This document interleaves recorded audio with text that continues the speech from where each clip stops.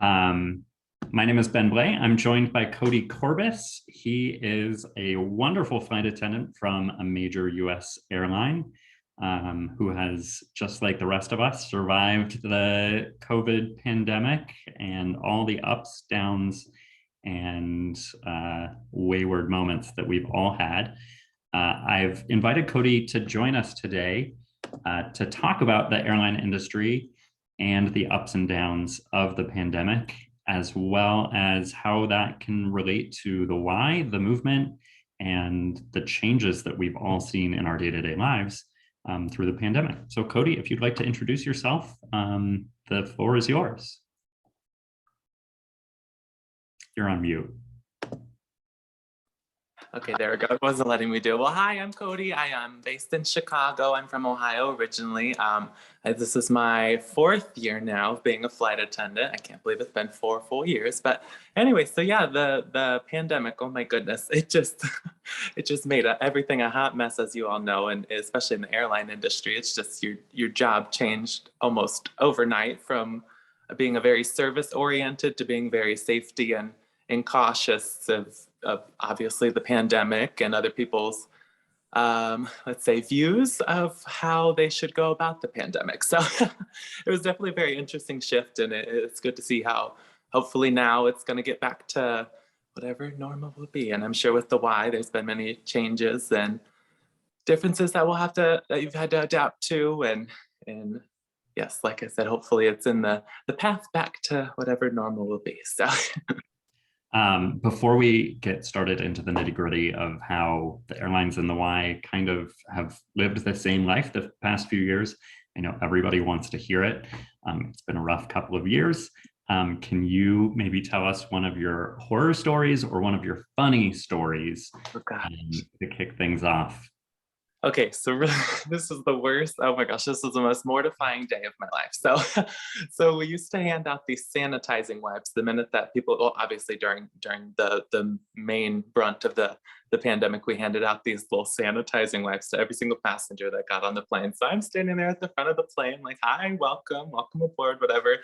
And we're handing out these sanitizing wipes, and this guy comes on, he has all of his hands full, and I was like, would you like a sanitizing wipe? And he's like, really like burly man, and then there's me, and then he's like, can you put it in my pocket? And I was like, in my head I'm thinking, oh, that's kind of weird, but at the same time I'm like, okay, whatever.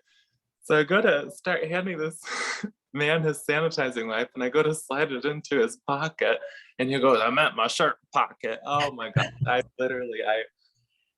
about had to go hide in the bathroom for a hot second to laugh that one out. But Definitely a hiding moment. And then on the flip side, I don't know about a horror story, but some of the passengers just not wearing masks and everything. But I think that there's more good stories than bad. So I'm sure there are plenty of good ones too. So during the peak of COVID, Wise and airlines pretty much had the same trajectory. Almost overnight, everything shut down. Our YMCA branches closed. All of your flights were canceled. And everything kind of scaled back. How did you get creative about your approach to taking care of your passengers? it was such at the beginning, obviously no one really knew what was going on. The coronavirus was a brand new term for everyone. So it was so weird how, as you said, like almost overnight, it was like your job switched to like taking care of yourself and like wearing the PPE, personal protective equipment, and like I said, handing out the sanitizer wipes. We modified our service to almost having 0 touch points with the passengers during like the beginning, and just a few months ago we started bringing the beverage services back. But it's just it's so crazy to look back now and think about how it literally overnight, it's like, okay, we're so used to doing one thing, and now we're barely talking to these people getting on an airplane, and we're barely interacting with them out of an abundance of caution, obviously. But it's so interesting to see where it started at and where we're coming to now, trying to make it like an after COVID world of flying, shall we say. But yeah, it's definitely a thing to look back on now and really admire where we've come, and it's something that kind of makes me grateful for the things I have now. So, and hopefully we never have to go back. So. Absolutely.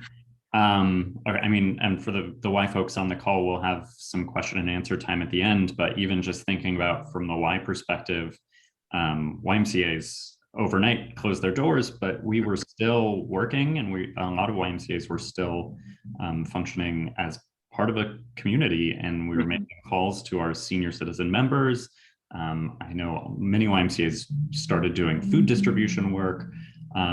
There was kind of that immediate shift, like you said, it went from that service work to the safety work. And a lot of that was the same work at the YMCA, where the safety aspect of our members, we wanted to make sure they were still thriving, even though many of them were home alone.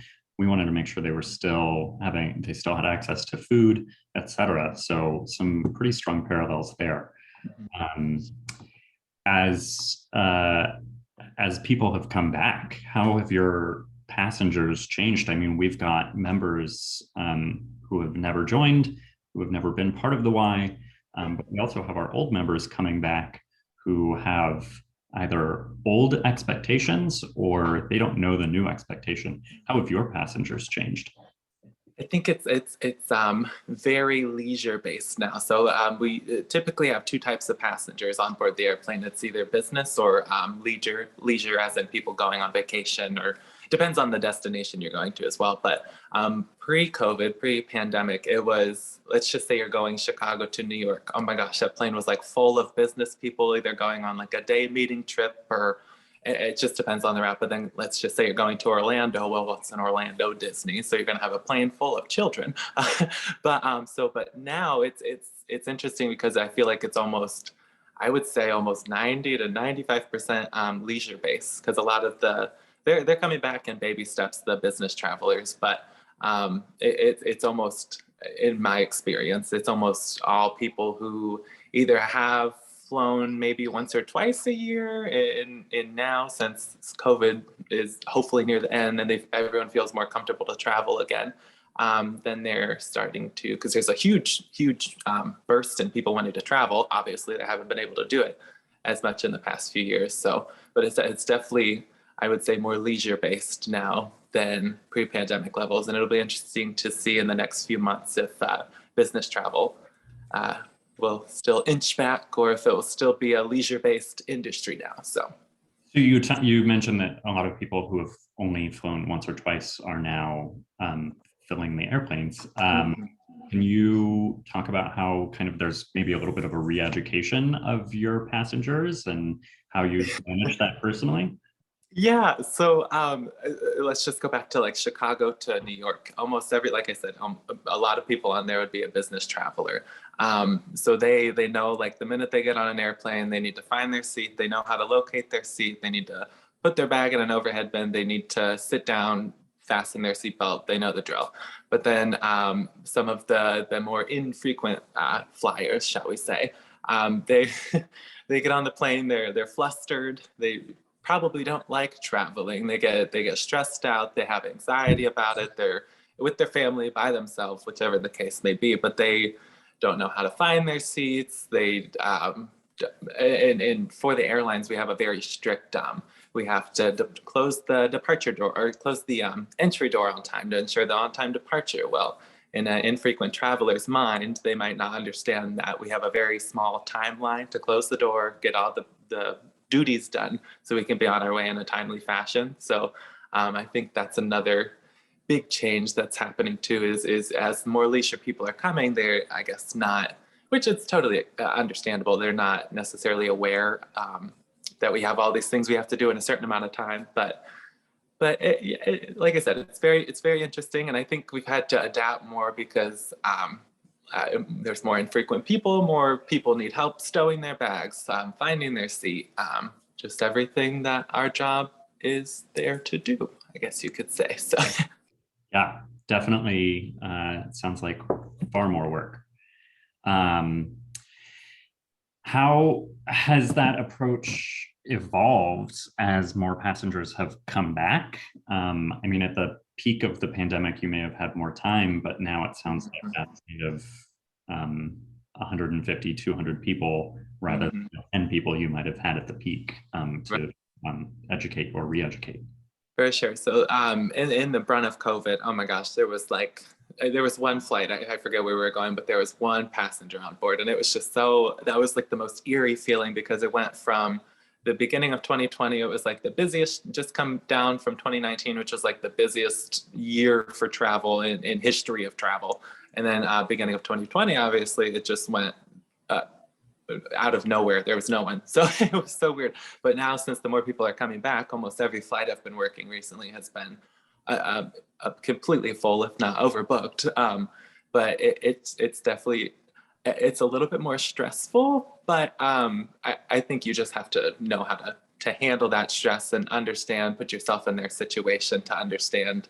Maybe they're not comfortable. Maybe they need a glass of water because they just ran from whatever gate from the other side of the universe at the Chicago O'Hare Airport. But it's definitely just adapting, putting yourself in other people's shoes to know how they're feeling, how they understand, and working together with your crew. Typically, we have 3 flight attendants on a plane, up to, it could be 12, 13, depending on where we're heading. So just working with your crew, working with the passengers. So we're all there for one reason, to get wherever we're going. So the faster we all do our duties, the faster we can get wherever we're going. So. You mentioned stressful for you and for them. I'm sure you've witnessed some outbursts. I'm sure those have begun to decline now that you've got more things to offer, beverages, etc., as well as the end of the mask mandate on transportation. But as the planes have filled up, I'm sure you've seen more and more of the outbursts or stressful situations. How have you dealt with those? I know our members have also been through those same situations on the ground at the membership desk at our YMCAs. How have you been able to deal with those stressful situations, either on the ground with the door still open or at 35,000 feet? Sure.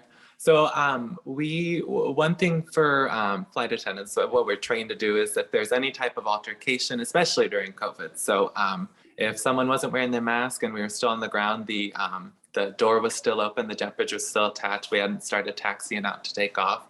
We were trained to deal with the altercations and anything that could come up on the ground. So because when we're 30-some thousand feet in the air, there's not much we can do other than I hate the word babysit, but other than just to adjust the situation in the air, there's nothing we can do. And depending on the severity of the incident, we can either continue on to the destination or like I said, depending on the severity of the incident, come up with a plan on how we're going to deal with said upset passenger. But it's so, I think especially with the mask mandate, it was very dependent on where you were going.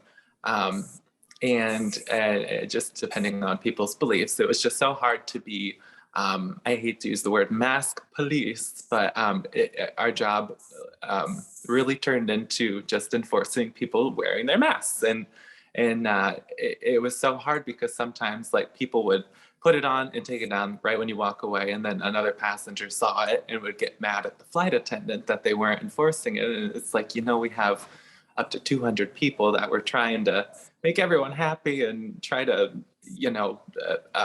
just do the best we can. And there's only 3, like I said, 3, 4, maybe flight attendants, and could be up to 200 people. So I think that was a very hard, because I hate confrontation. Confrontation is my least favorite thing in the whole entire universe, not even just at work, at home.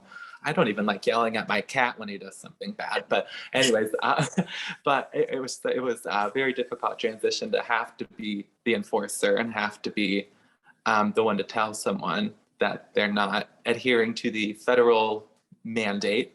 But now, as you said, the mask mandate is gone in most airports and on every domestic flight, at least. And I feel like people are generally more shall we say chill, more excited that they don't have to worry about that anymore. I think people are just more relaxed, yeah, and which is, I think, good for everyone involved. So now that things are returning to normal, do you think that those, I mean, we've all banned members from our YMCAs or given them temporary suspensions or said you're not welcome back.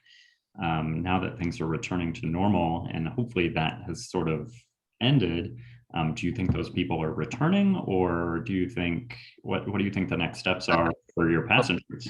I sure hope Above your not. pay, but Yeah, I just, it was so interesting because pre-COVID, you maybe had a very irate passenger once in a blue moon, very, very rarely. But during COVID, it was like you had one bad apple on every flight that really knew how to push all of your buttons. So, um, but looking back, I'm grateful that we had passengers like that, because you got to figure out how you best deal with situations, how you best deal with not just necessarily the mask mandate, but how to properly act in public.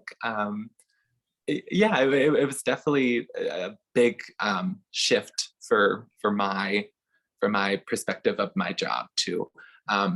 And so hopefully, like I said, now that the masks are gone, I hopefully they will go back under the rock that they came out of, and just be mindful of everyone else. And which, like I said, since the mask mandate's been gone, I've had no problems with anyone. Everyone's been very courteous and kind and compassionate of everyone's choices, because people still choose to wear the mask on the airplane. It's totally up to them now. But so yeah, I really hope that people will continue to be compassionate and kind to one another.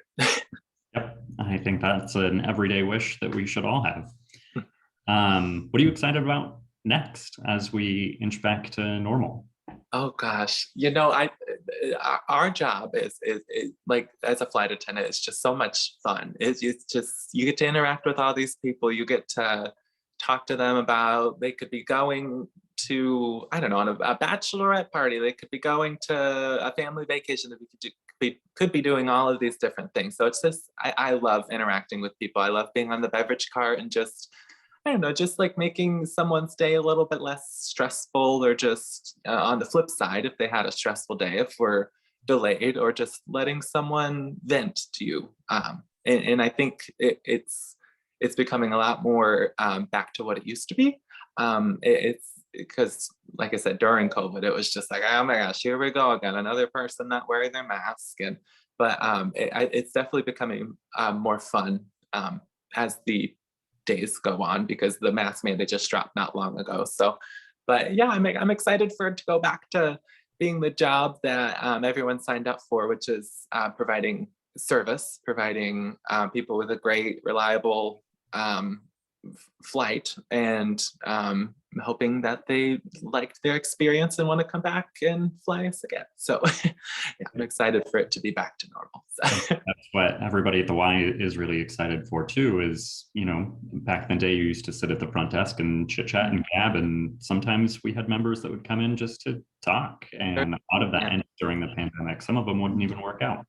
So, and even just seeing people's faces again, seeing people's excitement, seeing people's smiles. It's nice to have that back. yep, it's nice to be that resource or for somebody to lean on. In a couple minutes, I'm going to open it up to questions from the folks on the line. Do you have anything else you want to share with us about travel, or? I guess I never envisioned myself doing this job. I'd studied abroad when I went to college, and then when I got back from that, I actually wanted to run a nursing home. I have my degree in gerontology, so my goal at that time was to run a nursing home. But here we are. And I'm just, I'm very glad where we're at, and like I said, I'm so glad that we're hopefully heading back to where travel can be fun again. So. Absolutely. I almost forgot to mention that during the peak of the pandemic, when you were furloughed and not working for the airline, you were driving a bus just like every other YMCA employee too. We were all driving buses. So that was the hottest bag of fun. I just kidding. It was something to do, something to stay busy, and that job definitely, no offense, but it made me very grateful for the job as a flight attendant, made me really excited to go back. Sometimes the best part of my day when I used to work in a youth facility was getting called to drive the bus, but also the worst part of my day was getting called. There you go. So there you have it. I'm going to go ahead and unmute everybody, or allow you all to be unmuted. Nope, it's not going to let me do that. But if you have any questions for Cody or for myself about how the airline world and the Y interact and how they're kind of the same bucket of crazy, feel free to raise your hand in the chat or pop the question into the chat box.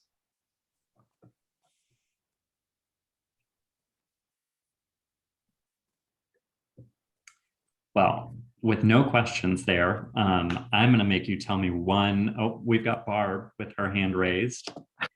There we go. Barb. There I am. Now I'm unmuted. Hi, Barb. Hi. I'm a avid flyer since the 70s and love the airlines.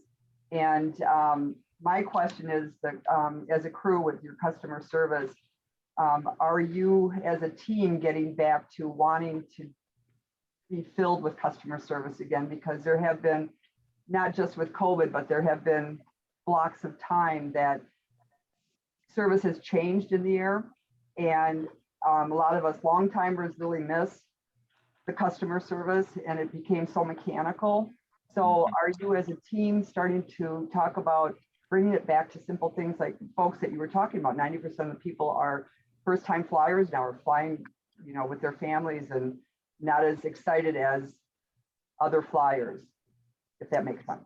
Sure. Yeah. So what we've done at my airline is that we've kind of did like the baby step approach back to what our full service looked like before COVID. So right at the beginning of COVID, there was nothing. Like you didn't get barely anything. You got this hand sanitizer wipe, and if you wanted a drink, you had to ask for it later on. We didn't come through the aisles. Then we did these little bags we handed out with the little bottle of water, a little snack, and then we brought back the beverage. I think that the beverage service was brought back, but it was very minimal.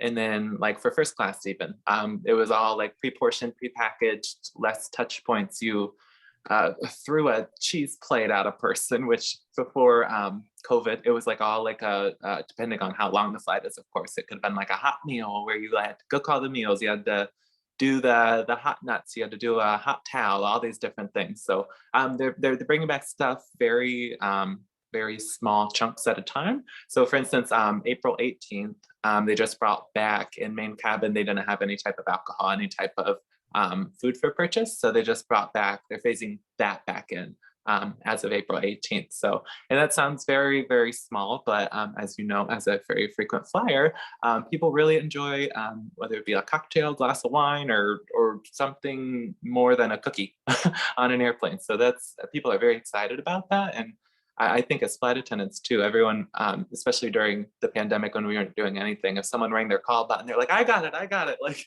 everyone is very excited to get back to doing what we signed up to do, which is customer service, interacting with the people, doing our beverage service, which is the main part of our job. But yeah, so I think everyone's really excited to finally get back to post-COVID times. Yeah, I love that you mentioned just they're little things, but they go a long way, and they're an opportunity to serve a smile too, which sounds cheesy, but I mean, every day in our branches, we've got the opportunity to do just that one little thing that's going to change someone's day. Mm-hmm. And like you said, even just smiling is seeing people smile. It makes everyone else happy. Because obviously with the mask on, you weren't sure if someone was sticking their tongue out at you or. Got to smile with your eyes. Okay, there you go. Yeah.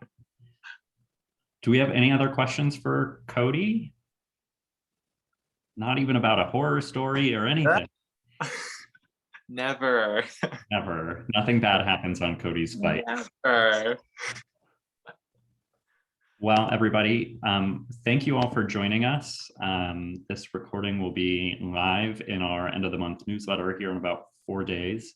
If you have any questions or want to talk more about this topic or how it might relate to your branch, feel free to reach out. Our emails are all in the newsletter that goes out that you signed up. It's been a pleasure to have you all today, and have a wonderful, safe rest of your day. Thanks, everyone.